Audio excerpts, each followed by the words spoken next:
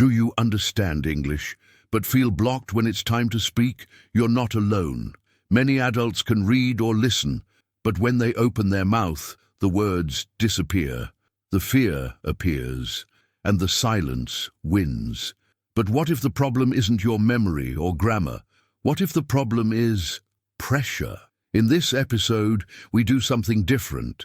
You'll practice English with real emotions, slowly, gently, and with full support. You will hear 10 short stories. Each one shows a different feeling. Why? Because emotions are part of life and part of language. You will listen, you will shadow, you will feel, and most important, you will speak, even with mistakes, even with fear. That's how real fluency begins. This is not a normal English lesson. It's a new way to grow your confidence, one feeling at a time. So get ready, press play, and say every sentence with me, out loud, with your heart. She didn't always feel this way. Some days, English made her nervous. But today was different. She sat at her table, finished her lesson, and whispered, "I did it." No one was watching. No one needed to. That smile on her face, it was real. Small moment, big feeling.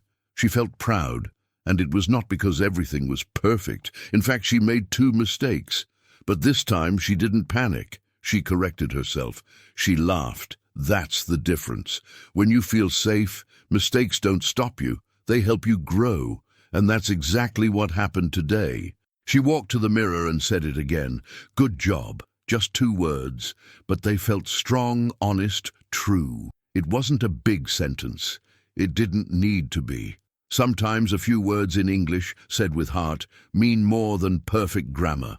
Her voice didn't shake. She meant it. And here's the truth. This moment didn't come from luck. It came from practice, from all the times she listened, from all the times she repeated. She didn't just study English. She showed up, even when she was tired, even when she wanted to quit. That's why this moment felt so sweet. She remembered the days when she avoided speaking, when her heart beat fast and her face felt hot. But now, she just spoke, simple sentences, calm voice. And after, she didn't feel ashamed. She felt strong. This is what real progress looks like. Not loud, but quiet and powerful. Her win was personal. No medal, no audience. Just her and the voice in her head, finally saying something kind. For years, that voice had said, "You're too slow. You can't speak."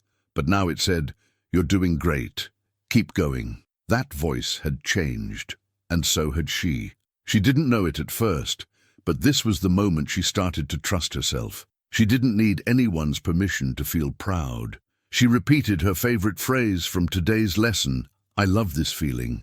Then again, "I love this feeling." It felt more true each time. And tomorrow, she'll probably forget a word, maybe 2.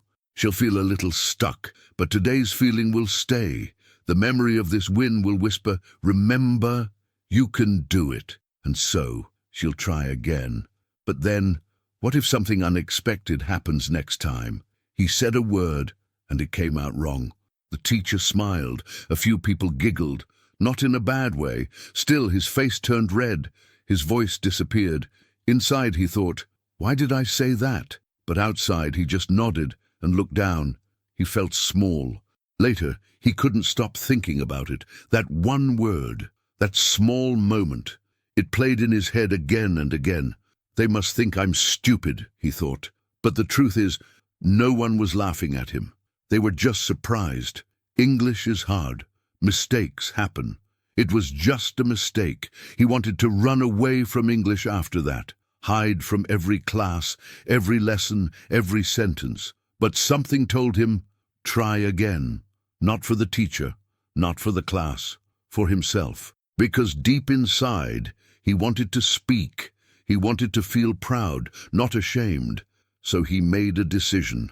Next time, he would speak again. Even if his voice shook, even if he made another mistake, he would speak. He practiced in front of the mirror. "How are you today?" He said it again and again. He recorded himself. He deleted it, then recorded again. That's courage. He also wrote it down. It was just a mistake. he read that sentence every morning.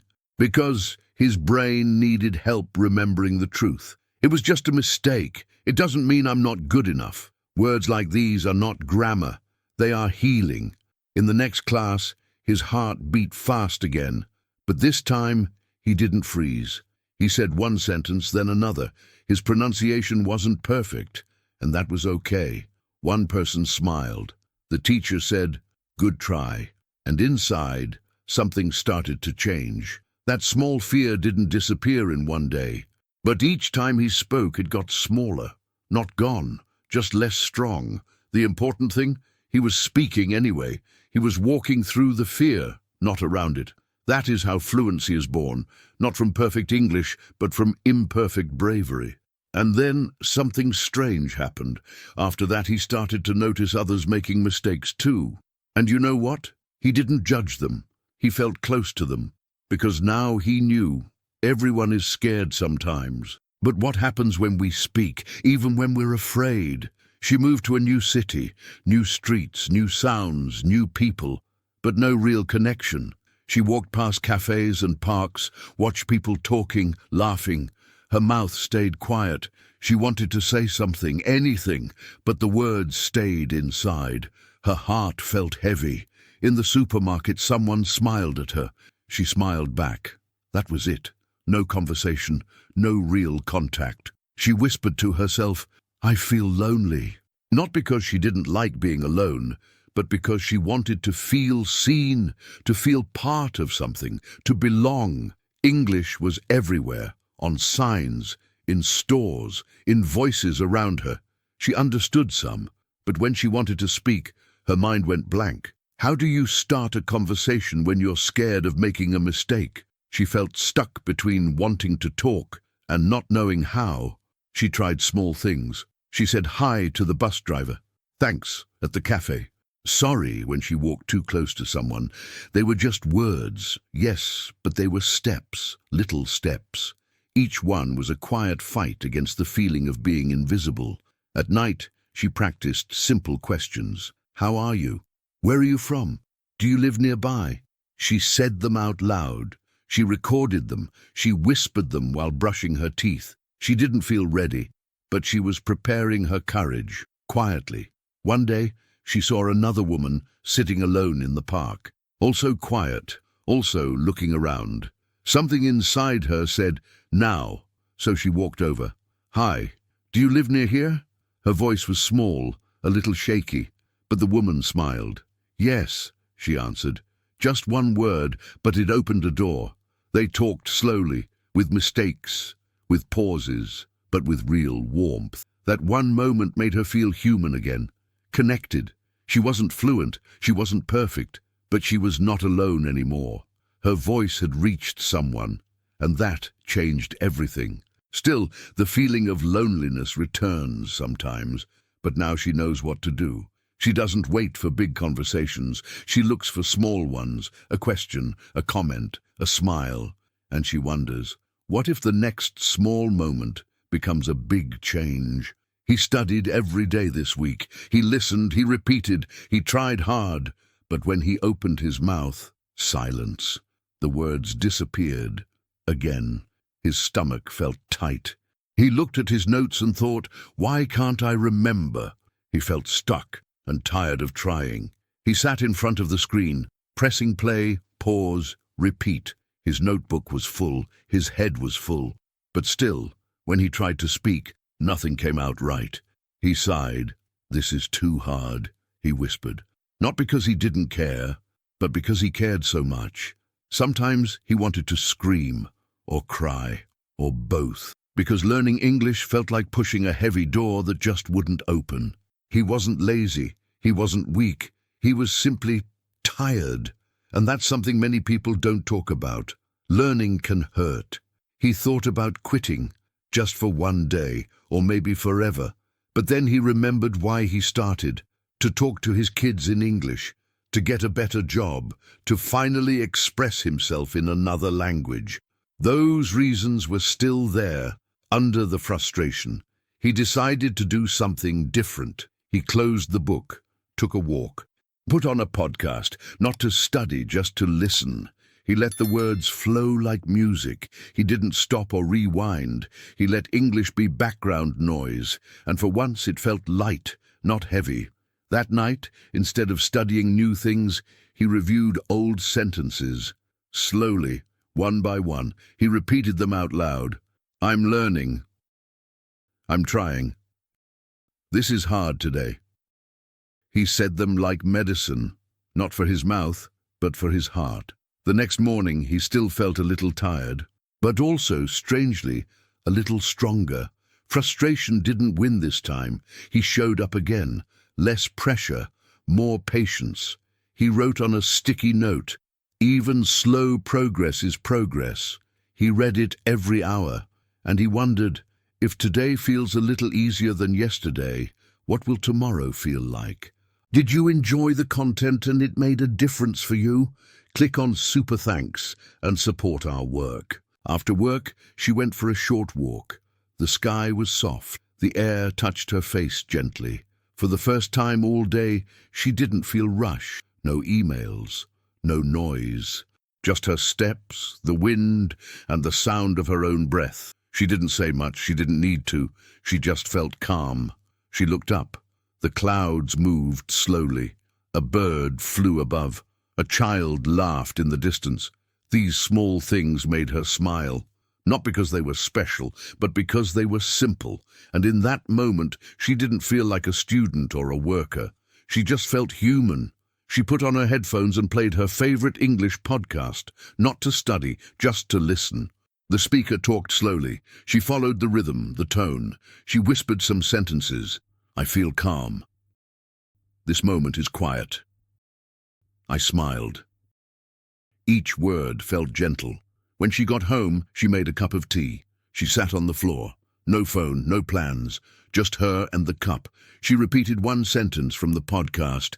I smiled today. It was a small thing, but in her life, where everything moved fast, this calm was a gift. She thought about English, but not with pressure. She thought, I don't need to fight today.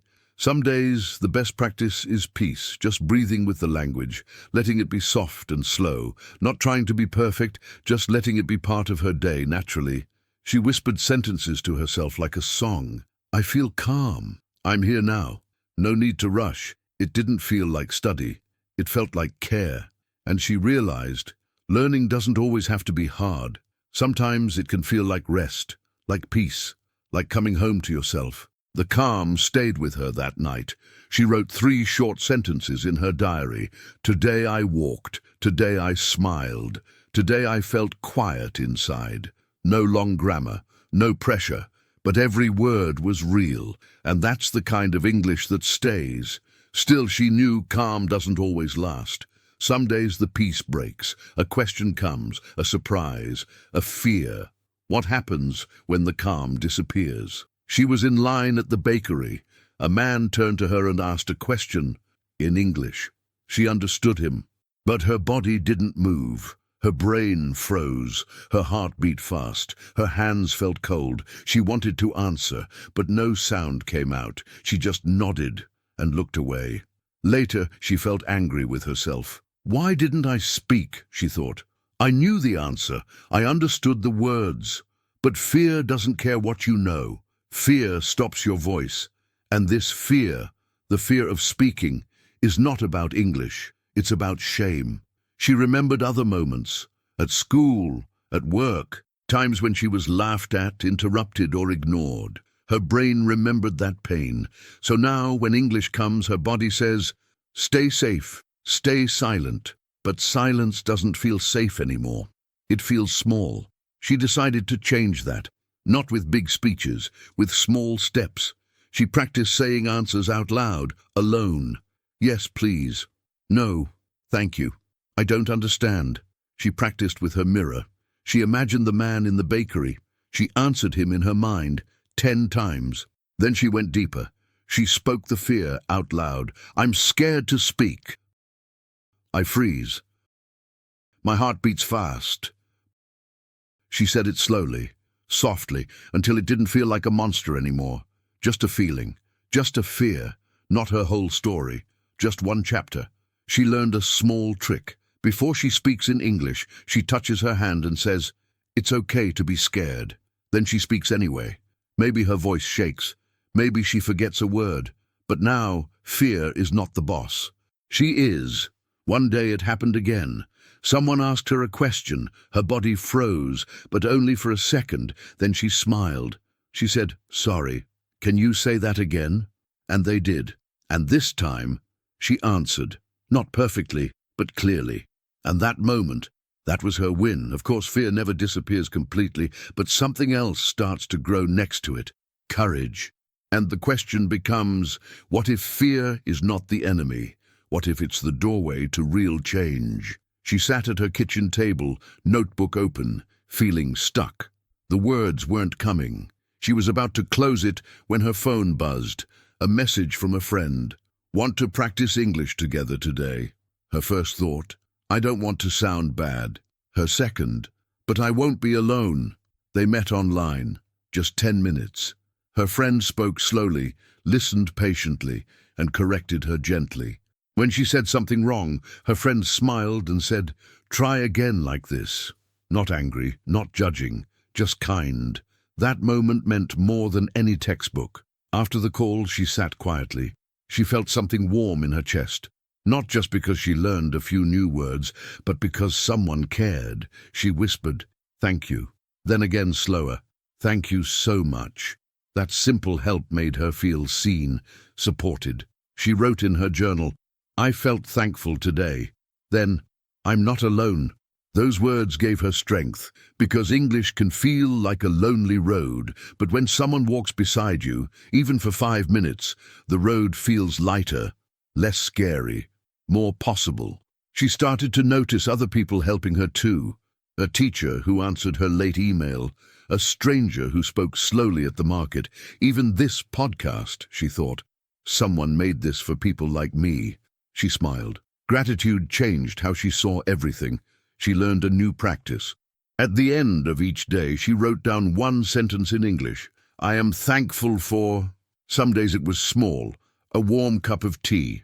Other days it was big. Someone corrected me kindly. But every time, it made her feel rich inside. That night she looked at her old fear. What if I can't learn?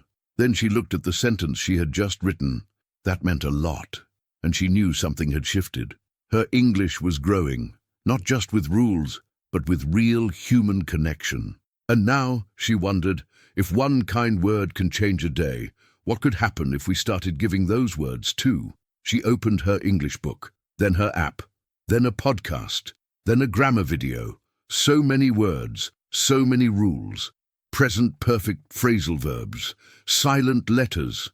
Her head started to spin. Her breath got short. Her brain said, "Stop, it's too much." She closed everything and put her face in her hands. How do people learn this? She thought. It felt like climbing a mountain with no end. She wasn't lazy, she was overloaded. There was no space left in her mind, only noise, only pressure, only confusion. She stood up, walked to the window, and whispered, "I feel lost." That sentence was true, and saying it felt like a small release. She didn't need more English in that moment. She needed less pressure, less perfection, just space to breathe. So she did something brave. She paused. She took one page from her notebook, just one, and read it slowly. No pressure to memorize, just gentle reading. Then she said one sentence out loud. "I want to pause." And then again, slower. "I want to pause." That small sentence gave her power. She learned this. Sometimes you grow more when you stop pushing, when you listen to your limits, when you say, "Enough for today." Learning is not about speed. It's about returning, again and again, with love, not fear. She made a new plan. No more doing 10 things at once. From now on, she would focus on one thing per day. Monday, shadowing. Tuesday, listening. Wednesday, speaking. One focus, one goal, one small win. This rhythm gave her peace and progress. At night, she turned off her screen, closed her eyes and said, "I'm learning, but I'm also resting." And in that rest, her mind started to relax. And when her mind relaxed, English became soft again, gentle, like water, not fire. And now she asks herself one thing each morning. What do I need today? More learning or more space? Tomorrow is the big day, her first English call. It's not a test, it's not an interview, but still, her heart beats faster just thinking about it. She checks the time, she checks her notes, she checks her voice in the mirror. Nervous, yes, but also ready. She never thought she'd get here. Months ago, just saying hello was scary. Now, she's about to speak in real time. No pause button, no subtitles, just her voice, and the moment she's been waiting for. It feels like standing at the edge of something new. I'm ready, she says out loud. I feel excited.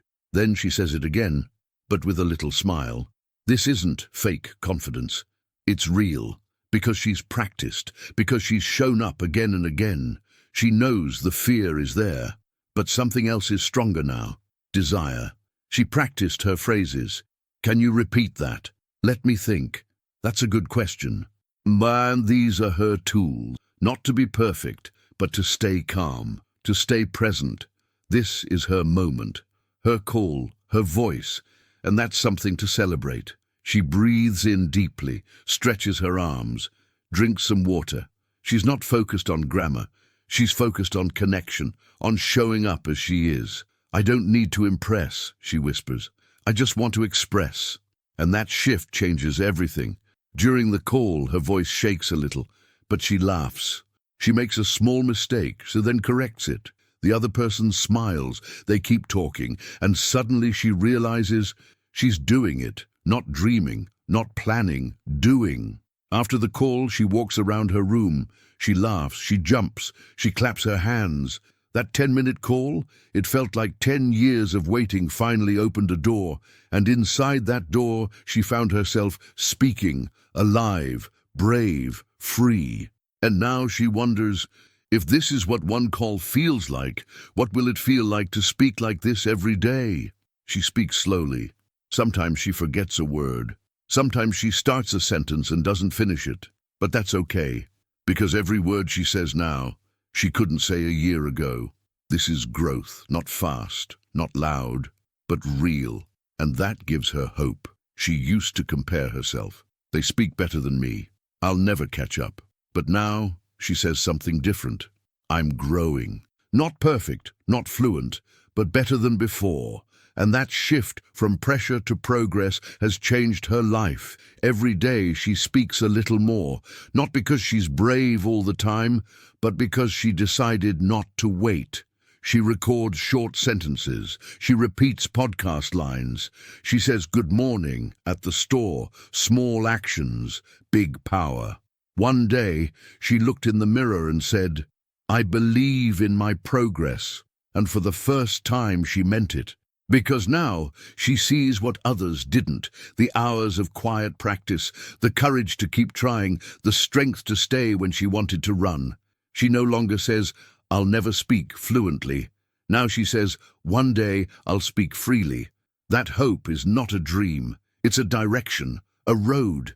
She doesn't need to know the whole map. She just needs to take the next step, and then the next one. At night, she closes her eyes and reviews her day. In English, I worked.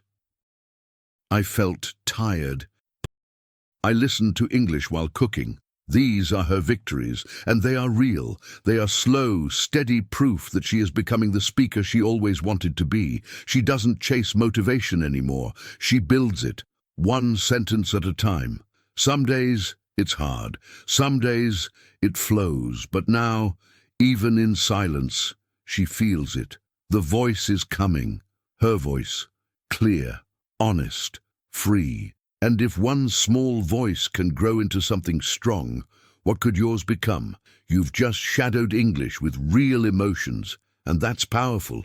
Not many people talk about learning like this. But now you know the truth. Fluency isn't just about grammar. It's about how you feel when you speak. Safe, brave, seen. So now, ask yourself, which emotion spoke to you the most? Which story felt like your life? What sentence will you repeat again tonight? And more important, What will you do tomorrow? Will you shadow again? Will you whisper your wins? Will you speak even with fear? Don't wait for perfect English. Use the voice you have now. Leave a comment. What did you feel during this episode? What do you want to practice next? And don't forget, subscribe to this channel and activate notifications so you never miss a practice like this. Your fluency journey continues here. One feeling, one sentence, one step at a time. You are not alone, and your voice matters.